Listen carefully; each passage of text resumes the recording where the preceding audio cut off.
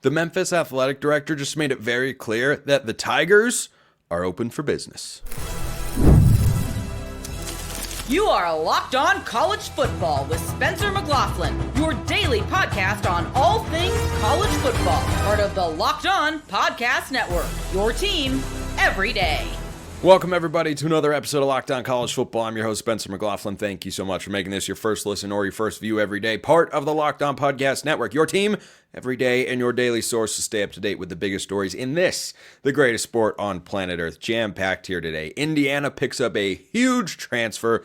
Oklahoma's got some coaching chaos, but it might all work out. And Memphis says, sure, we'd listen. This episode brought to you by our friends over at FanDuel. Super Bowl 59 is here. There's no better way to make every play more exciting than with FanDuel Sportsbook. New customers can bet just $5, and if you win, you'll score $200 in bonus bets. Download the app or head to FanDuel.com to get started. So, here's a great quote from Memphis's athletic director on 92.9 FM. John Canzano and others reported this in, that's a radio station in Memphis, by the way. He said this of the Pac-12, quote, "They haven't put a deal back in front of us. If the Pac-12 were to come back to us, we'd listen and continue to do our due diligence." Now, words are just words. We've seen that a lot throughout conference realignment. They're going to go here, they're interested in this, not interested in that. Boom, they're two-faced, they flip-flop. Very rarely do you get a quote this pointed and deliberately open to say, sure, we'd look into it. Because he could have just as easily said, no, we're not entertaining those offers at this time. We're committed to being in the American Conference. Because if you remember, the Pac-12 went swinging once upon a time when Teresa Gould had kind of gotten settled into her new position as the Pac-12 commissioner and was looking for a realignment move. They went swinging for teams in the American Conference, Tulane and Memphis, and maybe they didn't make as strong of an overture as they should have or could have to UNLV, but they weren't able to pry them away from the Mountain West, at least not yet. That could be the next place that they go to, because remember, the Mountain West has added Northern Illinois in the event that, well, if they lose another school, they'll have the minimum number of teams. You've got to have 8, and maybe the Pac-12 wants to get to 9 so you can play 8 conference games and make it easier. But do you have 2 teams you feel like are worth adding at that point? The Pac-12 is trying to figure out what their media rights situation is going to be, but you can't finalize that until you know who's actually going to be in your conference. And Memphis just sent you a big, flashing 1950s diner-style sign, says, open for business. There is no more direct way to say it than, well, we'd listen and continue to do our due diligence. Okay, so now you ask yourself a question. If you are the Pac-12, are you willing to detach yourselves from this idea that you have to be a best of the West sort of conference? One guy who was pushing for that very hard in the last couple of years was outgoing president at Washington State, Kirk Schultz, who would say, we want to be the best conference out West. We want to have regionality. We want to do all these sorts of things. And you know what? In a perfect world, that would be the case. But if Memphis becomes available, a trifecta of reasons, that would be a home run hire. Reason number 1 for the Pac-12, you would suddenly have the perception of desirability and stability that you have to an extent, but you'd solidify it if you added Memphis, who is one of the top schools out there, not currently in a Power 4 conference, that would be a target for a Big 12 or an ACC if they wanted to go out and pull teams up from the group of 5 ranks. Memphis might be the top target out there.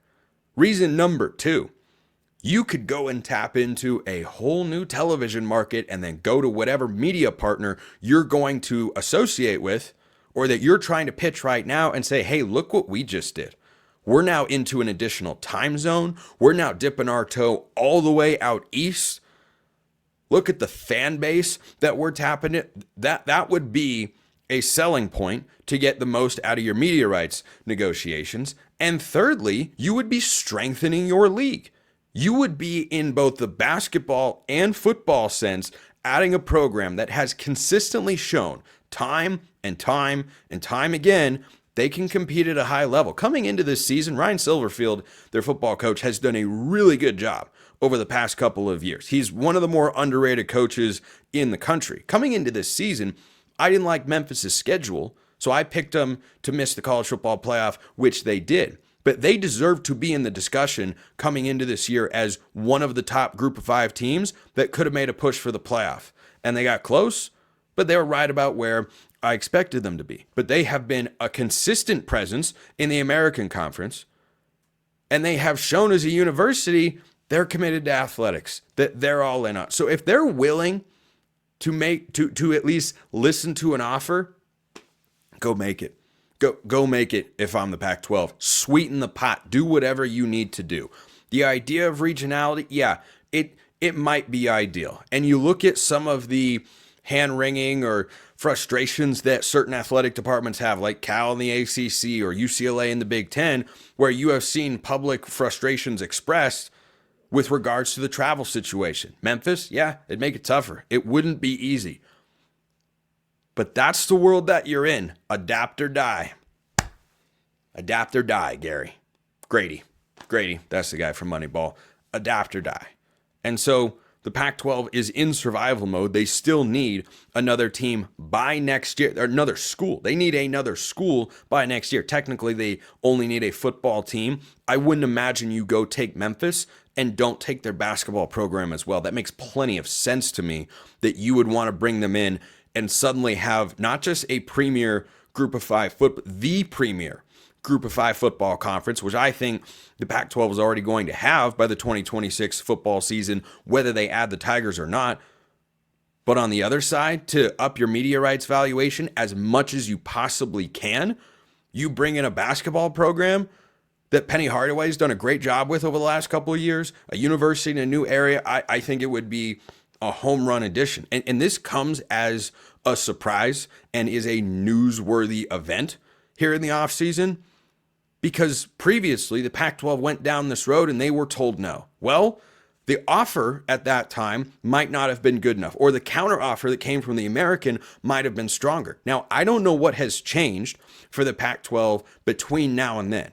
Maybe as they've settled into some discussions with broadcast partners, they're able to go to Memphis and present more concrete information with regards to what their valuation brings to the league, what they would be able to get, and why it would be better to be in the Pac-12. But they barked up this tree once before. Usually once you're told no, you have to stand down and say, okay, I'll go find another tree to try to bark at and get some squirrels to come down to chase after, because, well, dogs are great and fun like that. But in this instance, the tree looks like it could bear legitimate fruit.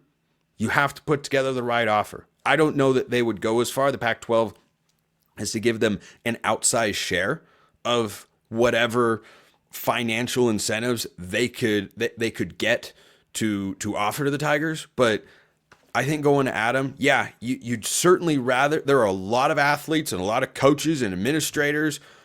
Everyone would, I'm sure, rather have a UNLV to keep it regionally based. And I understand the appeal of the Rebels. I think the golden number one scenario here for the Pac-12 would be go get Memphis and get UNLV, have 9 teams, 8-game conference schedule, 4-game non-conference, boom. That's your football slate. You add the Memphis market, you add the Vegas market. That's something you can go to television executives and say, hey, we have added value since we announced that, oh, by the way, we've got Boise State and Fresno State and San Diego State and Colorado State and Utah State as well, with Oregon State, Washington State. So lots of states in there. Memphis doesn't have state in their name. You may or may not have realized that, but I did, and that's what I'm here to do, is enlighten you all to the hidden truths of the realignment space. So let me know your thoughts in the comments below, but Memphis would be a home run. I would absolutely go after it hard if I am the Pac-12, because it strengthens your league in a lot of different ways. So, you know what Indiana just did? Indiana just strengthened a part of their team that was a clear weakness when they went up against high-level opponents last year. And guess what? They're going to be better. But can they be a better team overall? I have questions about that, but I love what they just did. But first, I think we should talk about FanDuel. Super Bowl 59 is here. One game, two teams, Chiefs and Eagles, endless possibilities, and there's no better way to make every play more exciting than with FanDuel Sportsbook. Whether it's predicting the first touchdown, calling the MVP, Mahomes, or even betting on the coin toss heads, FanDuel makes it easy to get in on the action. With live betting all game long, bet the Chiefs when they get down. You can adjust your bets as the game unfolds and feel the thrill from kickoff to the final whistle. Plus, if you want to bet college football, you've already got win totals, individual game lines, national title odds, conference championship winners. It's all over there at FanDuel.com. Download the app or head to FanDuel.com to get started. Bet just $5, and if you win, you'll score $200 in bonus bets. That's FanDuel.com. FanDuel.com is indeed the place to go. Or download the app. Bet with FanDuel, official partner of Super Bowl 59. Indiana pulls arguably the biggest name in the transfer portal, at least in the last couple of weeks, and they've got their starting center. But does that mean they're ready for a Big Ten title push? Jacob Goins of Locked On Hoosiers is here to answer that very question. So Coogan started this year at Notre Dame. He wasn't supposed to going into the year. Guy in front of him gets hurt. He starts, and as you can imagine, for the national runners-up, Jacob, it goes very well. But the guy who was ahead of him on the depth chart is going to return. That's not going to allow him to play. So he hits the portal, lands at Indiana, and this feels like a bona fide starting center, right? There's no other reason he would go to another power program. Yeah, I mean, he's going to step in and take the spot of a guy at Indiana who is leaving, is gone, is not having any eligibility anymore. He's graduating. And so you bring in Coogan, who, as you said, was not supposed to start, but started the last 13 games for them and helped them be one of the best offenses in the country, especially one of the best rushing offenses in the country with, of course, Jeremiah Love and a couple of other backs at Notre Dame who are really, really good. So, yeah, I think he steps in immediately. And the fact that Indiana was in the mix for a guy like this and he left Notre Dame to come to Indiana is a really, really big deal. I think behind Fernando Mendoza, this is the biggest portal pickup for Indiana this offseason rather, because you desperately needed help. We saw against Ohio State and against Notre Dame, the trenches, we got obliterated. We just got smashed. We didn't have the dudes to hang with some of those teams. Well, now you go get some of those dudes and put them on your team. So, yeah, I think he's the starting center in 2025. Does this change your outlook for Indiana's ability to reach the Big Ten championship game next year, or at least be in that discussion and return to the playoff? I think him and the combination of guys like Mendoza that I talked about, Stays, the tight end from Tennessee. You also have two other offensive linemen, one from Ohio State, one from Colorado. Plus you bring in a ton of secondary guys on the defensive side, and you bring back your two best receivers and your two All-Americans on defense. Yeah, I think you got better this offseason if you're Indiana from what you did in the transfer portal. You didn't lose a ton. You lose some to graduation. You lose some to the portal. Everybody does. I think we got better overall for a team that just made the college football playoff. Did we make the Big Ten championship? No, but how much does that really matter nowadays, Spencer? With the expanded playoff, I think Indiana should be a 10-win team next year, given the schedule we have and the talent that we have, and that very well may be good enough to get us right back to the playoff. That's a daunting task, and I say that for two reasons. Number one, schedule, which was a big subject of discussion for Indiana this year, and they took it on the chin after the opening round loss to Notre Dame and how quickly it got out of hand, and they scrapped their way back into it. But, who cares? It was a blowout and such, and then we just overlooked, everybody else who that happened to. But they were the poster child for that because their schedule was really weak. Well, you don't have that in 2025. They have to go to Oregon. That's tougher, aside from Ohio State, than any game that they played this past season, and it's not the only tough game that they have on their schedule. But another reason that I kind of have my ears perked up at Indiana and say, boy, I feel like they can get to 10 wins. I don't see 11 here. Curtis Rourke this past season was awesome. And when he had to miss a game, Jackson, of course, stepped in against Washington, did a really good job. I think Fernando Mendoza is solid, capable, starting caliber guy in the Power 4 level. I don't think he's as good as Curtis Rourke this past year. Am I crazy for thinking that?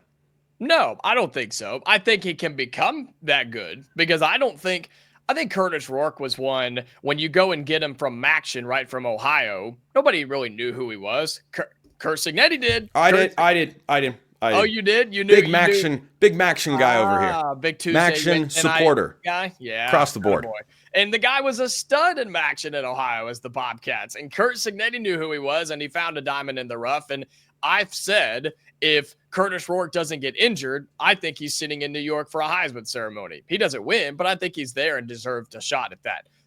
You go get somebody in Fernando Mendoza who, unfortunately, will probably have to live up to those expectations because Indiana fans are going to be like, well, if Curtis Rourke can do it from Ohio, why can't Mendoza do it from Cal? He did it to an SEC team last year. Why can't he do it in the Big Ten?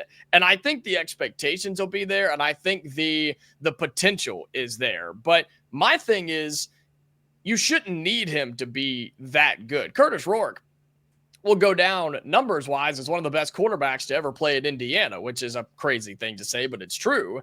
I'm saying let's not need that. Let's not have to go to that extreme for Indiana to be a good football team. And with everything that you've built around Mendoza now, all those pieces I talked about a second ago, I don't think he has to be. And I think that's okay. If he lives up to that, great. That's awesome. Indiana will probably be a playoff team if that's the case.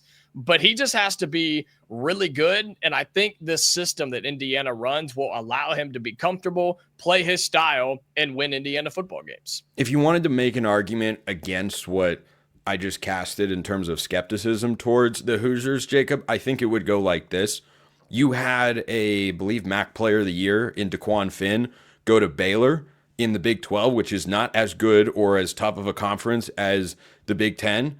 And by the end of the season, it was very clear, even before that, DeQuan Finn is not the guy. Sawyer Robertson is the future of Baylor football, and he wasn't able to make that jump. So maybe it's more Cignetti than anything else. Maybe it's the offense that he's got. It worked, of course, very well at JMU in the years prior to his arrival in Bloomington, and maybe he elevates Mendoza there, but there's still such a fair amount of turnover. But I do wonder, and when they added Coogan, the center we were talking about from Notre Dame, I wondered, Jacob, is this a team that can now run the ball a little bit more and not need Fernando Mendoza to be Curtis Rourke?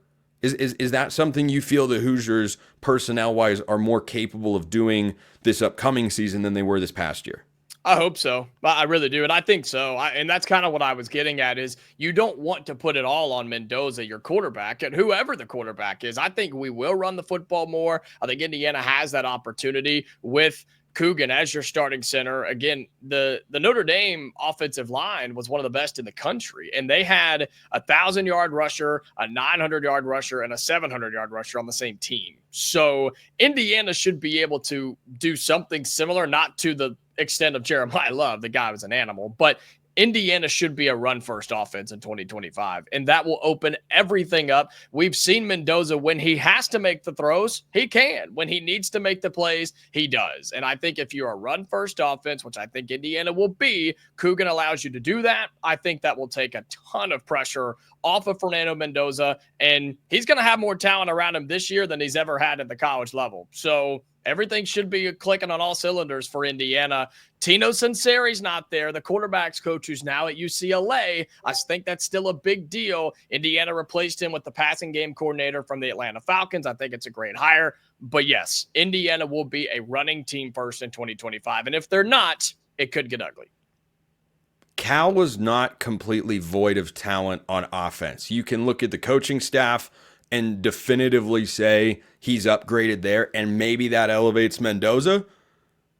But Cal did not have a shortage of weapons on the outside. Guys like Isaiah Hunter or Jay Knott in the backfield, they had some playmakers. So I don't think this is him going from, oh my gosh, there's nothing around him, to all of a sudden he's got an embarrassment of riches. I don't think it's a Will Howard level jump where he's going from Kansas State to what Ohio State was this past year. And Kansas State was good, but not great. And Ohio State had the best weapons in all of college football this past season. But you really, it's an upgrade. I'm with you. He's not going from Miami of Ohio to Alabama, but he is upgrading, and he has more experienced weapons. Again, the two leading receivers, Elijah Surratt and Omar Cooper from last year's Indiana's team, are coming back for another year. And now you're beefing up your offensive line with 3 Power 4 transfers that I think will start, plus 2 returning starters. I mean, that in itself, I think is an upgrade from what he had at California. Jay Knott was great.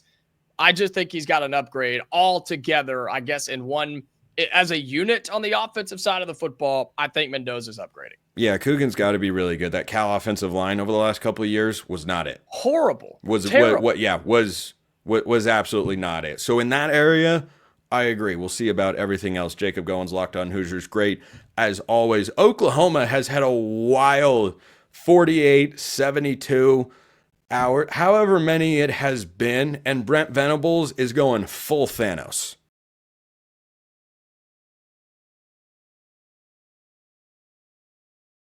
What exactly is Oklahoma doing? They're interviewing every coach under the sun for defensive roles you haven't heard of, and I'm convinced are mostly made up, and that's just the way coaching staffs can be nowadays. All for Brent Venables to Thanos-style stick his hand into the gauntlet and say, fine, I'll do it myself. John Williams, Locked On Sooners, joining me here. So bring everyone up to speed here, John, because the coordinator situation for Oklahoma was, we're good. We got co-DC.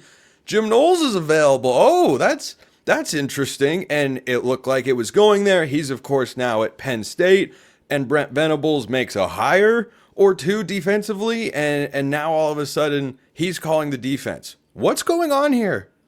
Yeah, so when Zach Allen left for West Virginia, he's the guy that called the defense for Oklahoma in 2024 and was very successful doing it. Again, held Alabama to 3 points at home in a big win in November.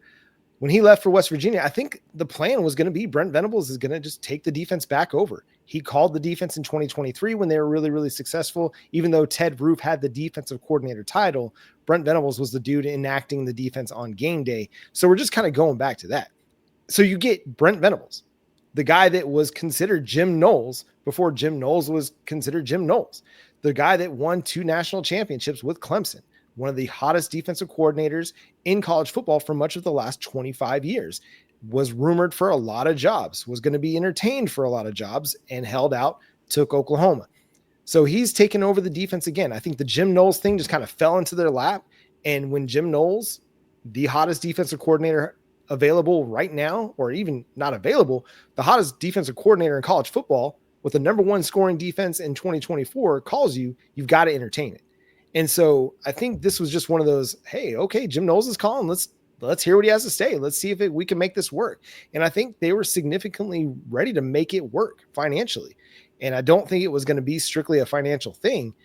Jim Knowles got an opportunity to go to a place that I guess he's always wanted to coach, as he told his players, and as recorded by Penn State social media, he wanted to be at Penn State for a really long time. And this opportunity came to be, and there he is. Now they hire Wes Goodwin as an assistant linebackers coach and defensive analyst, the Clemson defensive coordinator who had worked under Brent Venables while back at Clemson. They hire Nate Drilling as linebackers coach. He's a guy that he's bounced around the lower levels, but is a very highly respected up-and-coming young coach. Was at New Mexico State calling the defense there in 2023 when New Mexico State, Diego Pavia at quarterback, beat Auburn 31-10. So this is a dude that's got some chops as a defensive coordinator, but he's coming to be your linebackers coach. Now you've got 4 guys on your defensive staff that have experience as defensive coordinators. And then you've still got your co-defensive coordinators in Jay Valai, the cornerbacks coach and associate head coach, and Todd Bates, the defensive tackles coach, that have been holding those co-defensive coordinator titles for years still on staff. So you're just adding to your staff. I mean, you lose Zach Alley, it's a loss, but you've got Brent Venables. He's a mastermind of defense. So the reason I wanted to bring this up on today's show, John, is because it's been a whirlwind in the last week or so, however long it's been. All the days blur together. Time's a social construct. And all this going down, he's here, he's there, it's all but done. Jim Knowles is going to he's not going to Oklahoma anymore. I think from the outside standpoint, if you hear that story, you think, oh, Oklahoma was looking to get a new defense coordinator because maybe they don't like what they have now, and now they're just going to have their head coach do it. But from a defensive staff standpoint, where is your confidence level going into Brent Venables' 4th season? I got Brent Venables. I'm very confident. The defense has improved every single season. You lose some key pieces in Danny Stutzman, Billy Bowman, Ethan Downs, Dejon Terry. Key pieces on your defense that you're losing. Not going to sugarcoat it. Danny Stutzman's a huge loss. Billy Bowman, you just saw in the Senior Bowl, the dude was locking down everybody in one-on-ones. It's a loss. At the same time, you've recruited incredibly well on the defensive side of the ball, and you still got Brent Venables as one of your defensive play caller. You've got Todd Bates, who's developing a great defensive tackle group. You've got R. Mason Thomas, who had 9.5 sacks last year, coming back. It's going to be another really, really good defense. I'm very confident in the defensive side of the ball. The issue in 2024 was not defense for Oklahoma. It was that they had a terrible offense that couldn't hold up its own end of the bargain. And so your defense had to go out and try to pitch a shutout every single game, and they just couldn't do it because they were getting put in some really bad spots by the Oklahoma's offense, whether it was turnovers or just not being able to stay on the field and extend drives. Oklahoma's defense eventually just wore out. So I'm very confident in Oklahoma's defense. What's going to happen for Oklahoma in 2024 is, can the offense improve? Can they get to 30 points per game on average for the season? If they can do that, Oklahoma is going to be a significantly better team next year. And I think a lot of people have that sort of expectation when you bring in the number one transfer portal quarterback. Yep. By a lot of different metrics, by Spencer's metrics as well. Mateer was the most highly coveted transfer portal prospect out there coming over from Washington State. You bring over his offensive coordinator as well. Do you think this will be a defensively led team, or do you expect Oklahoma to have a strong sense of balance in 2025? Well, I think they're going to have much better balance. I think it's going to be an offense that's going to be much more capable of scoring. You're going to have a guy that's got a lot more experience than what Jackson Arnold had coming into 2024. A dude I think also that's going to be able to protect the football a little bit better. And hopefully, and I know Oklahoma fans are tired of hearing this, and I know your fans of Locked On College Football are going to be tired of hearing about Oklahoma's injury issues, but they were vast. They were vast in 2024. And if they have any semblance of luck, they will not be nearly as banged up in 2025. And if that's the case, your offensive line is going to be better, your wide receiver group is going to be more consistent, and your quarterback play is going to be better. So if the offense can improve even just a little bit, again, if they can get to 30 points per game, they average 24 points per game in 2024. If they can get to 30 points per game, again, I think it's a much better team. And I think it creates a lot more balance. But the expectation at Oklahoma is to have these high-flying offenses. Going back to the Mike Leach era of the early 2000s, it's air raid, it's putting up points, and then it's using a defense that's going to be able to hold teams to 24 or less. And if you can do that, you're going to win a lot of football games at Oklahoma. But last year, I mean, they could barely get to 24. I think they did not score more than maybe 27 in SEC play at all. And it was not a good football team in 2024 offensively. And the defense just couldn't carry the water. And I don't think that you should expect your defense to try and go pitch shutouts week after week after week. You've got to have offense to be able to win in today's college football. I think in last year's SEC, that's a tough formula with the lineup of quarterbacks that they had. Yep. But I'm curious going into next year. Oklahoma does not have a cakewalk of a schedule in the SEC. Kind of sort of the opposite. It's not a Florida level, but I mean, it's you kind of look at it and go, don't love it, don't love it per se. But here's the upside for a team that's trying to lean more on defense in the SEC next year, John. How much proven quarterback production do you have in this conference in 2025 compared to 2024? It is night and day. You have got Nico Iamaleava, who, by the way, you're thinking takes a step forward if you're a Tennessee fan, but he's a returning starter. You've got former Sooner Jackson Arnold trying to unlock his full potential down at Auburn. You have Garrett Nussmeier at LSU. That is the only known proven commodity of a high-level quarterback to me, because Arch Manning and Nico, mega talents. I can see them being in New York City for the Heisman ceremony next year. I can also see calls for them to be benched by the middle of the season. Those things are equally likely to me because that's how it is with every high-level quarterback. I mean, Bryce Underwood at Michigan, whenever he sees the field to start, yeah, he's a mega talent. He's like the highest graded quarterback ever coming out of high school. There's a legitimate shot that it doesn't work out. Some of the highest rated quarterback prospects in the history of college football have wound up being busts, not just in the NFL, but at the college level. And there are so many questions. So that's the upside I see for the Sooners is, you know, the SEC pulled back in 24 and Oklahoma wasn't able to capitalize on that. But I don't know that there's going to be this massive leap forward, at least from a quarterback standpoint. Well, I think you're right, because you go from Jackson Dart at Ole Miss to Austin Simmons, who, again, is a talented player, but Jackson Dart is potentially going to be a top 15 pick in the NFL draft. You go from Quinn to Arch Manning, which, listen, I know a lot of people want to dump on Quinn Ewers, but he's a veteran quarterback that led them to the playoffs 2 years in a row. That's something. That veteran experience matters. And then you go from Brady Cook to Drew Perbula at Mizzou. Bo Perbula, yes. Sorry, Bo Perbula. Whatever. This guy who's not played a whole lot of football. He was a backup at Penn State he's got some talent, but your point is well taken. I mean, so listen, this is just it's a quarterback's game. I truly believe that. As much as defense wins championships, what do we see in the national championship game? We saw Will Howard just play great football and lead them to a win. We saw Riley Leonard just muster enough toughness and strength to lead them to a comeback, to make it an interesting game towards the end.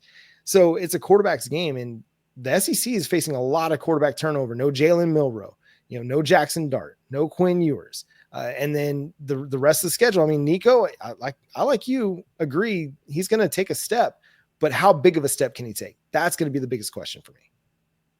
And Dinko's got a pretty sizable step to take. And no Carson Beck at Georgia. I think Gunnar Stockton's talented and wasn't the reason they lost to Notre Dame. I think they lose that game even if Carson Beck plays, because Notre Dame was just better on the field in a lot of different areas. Quarterback wasn't the issue. But again, I haven't seen Gunnar Stockton start for a whole season. I just see glimpses and glimmers and all that sort of stuff. And boy, college football can't get here soon enough. We're less than 8 months away, folks. Less than 8 months. We're just over 7.5 months away from college football. How exciting is that? John Williams, Locked On Sooners. Appreciate it as always. Appreciate everyone listening. I will see you next time. And until then, hope you have a wonderful rest of your day.